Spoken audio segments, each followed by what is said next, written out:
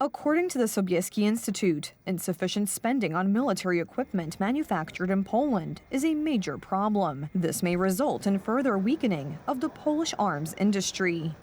Polish Minister Kosiniak-Kamysz promised that at least 50% of the defense budget would be directed to the Polish arms industry. But he is doing something completely different. The contracts planned by former Prime Minister Błaszczak are being minimized. There were supposed to be 1,400 Borsuk infantry fighting vehicles purchased, but there are only 111. There was supposed to be production of K2 tanks at the Poznań plant, but there will only be assembly, and only 60 of them at the Gliwice plant.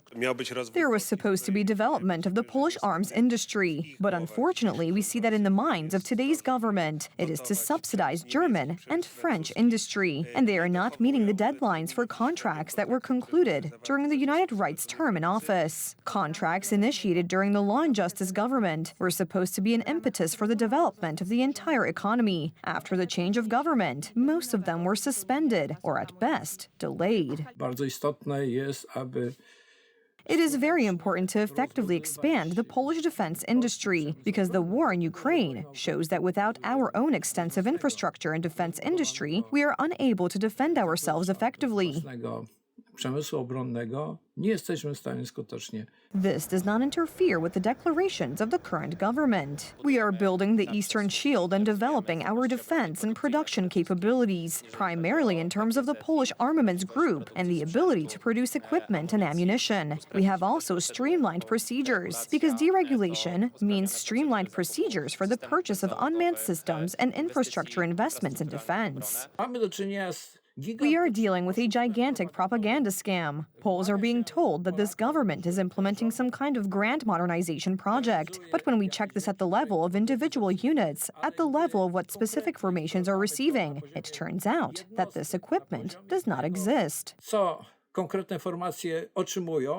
The continuation of contracts begun during the United Right government, which is being talked about today, has little to do with reality. This is not the first time that the current ruling coalition has misled citizens, including on the issue of defense procurement. We as the Confederation are of course appealing, and one might say, keeping our fingers crossed and hoping that defense spending will be increased. The big problem is that already this year, one of the foundations of Polish defense financing, the Armed Forces Support Fund, is in serious trouble.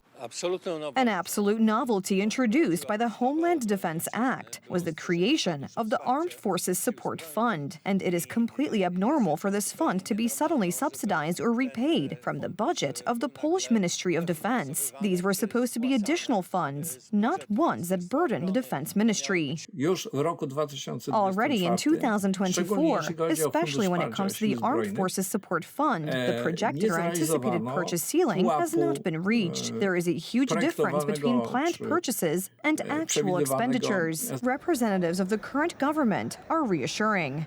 As for the implementation of this year's budget, let's wait and see. We will deal with this as the Public Finance Committee next year. It is easy to buy what is available, but we have to buy what we need. So if this money is to be spent just for the sake of spending, it is better to use it to pay off liabilities or for other such financial flows. But no one is taking this money away.